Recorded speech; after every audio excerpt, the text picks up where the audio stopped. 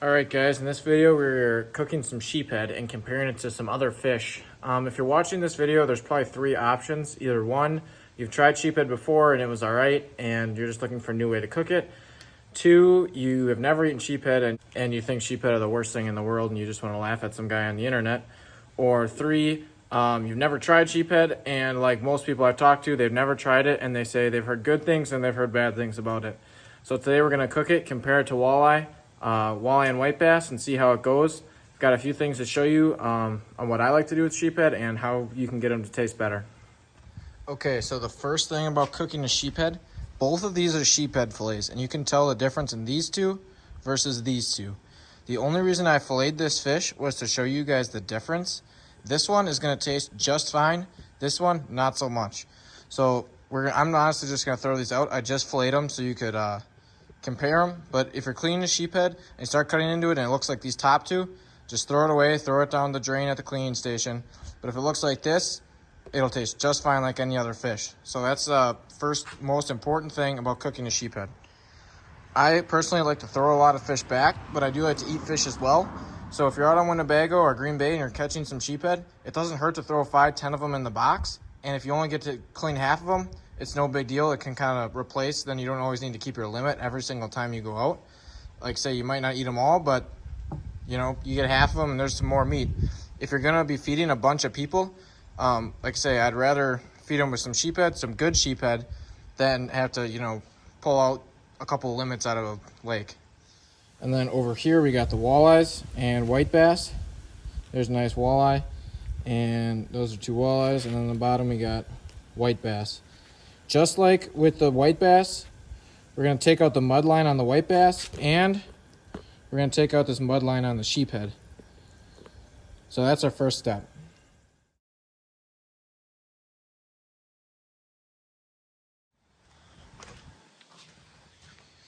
All right, now we got the mud line out with the rest of that junky sheephead. 2 walleyes, 2 white bass, 2 sheephead. Now I'm going to cut these into smaller pieces so nobody can really tell what type of fish it is who's eating it.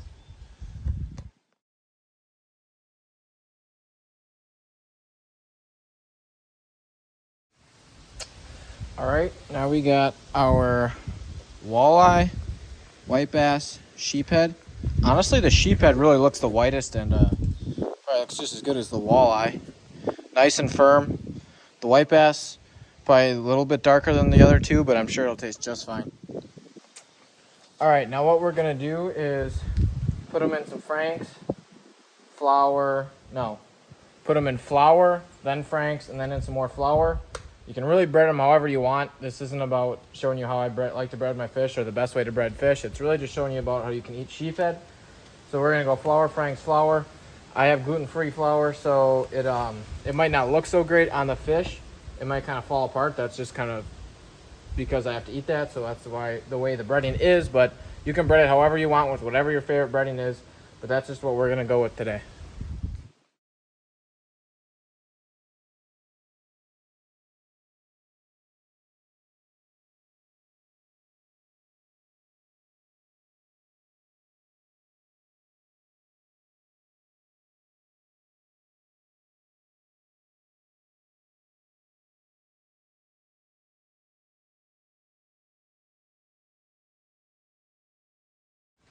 All right, we got the walleye, white bass, and sheephead. Last thing we gotta do is drop them in the oil and see what happens. Alrighty, here goes the walleye.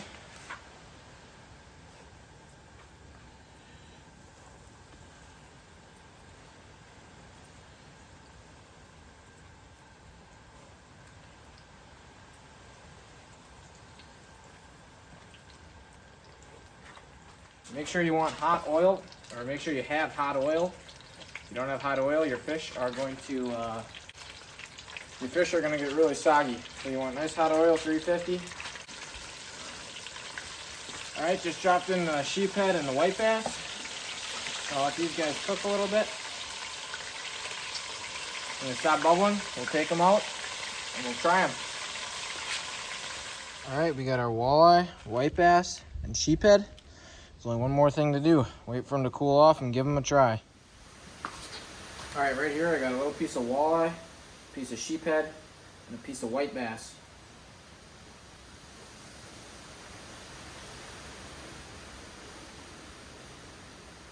Walleye is fantastic. No surprises there. Now let's try the white bass.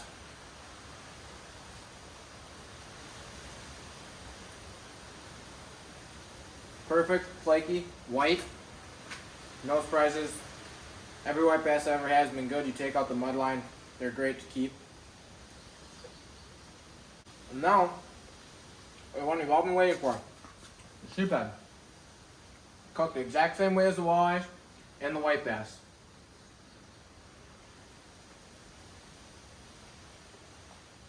Perfectly white and flaky, perfectly good.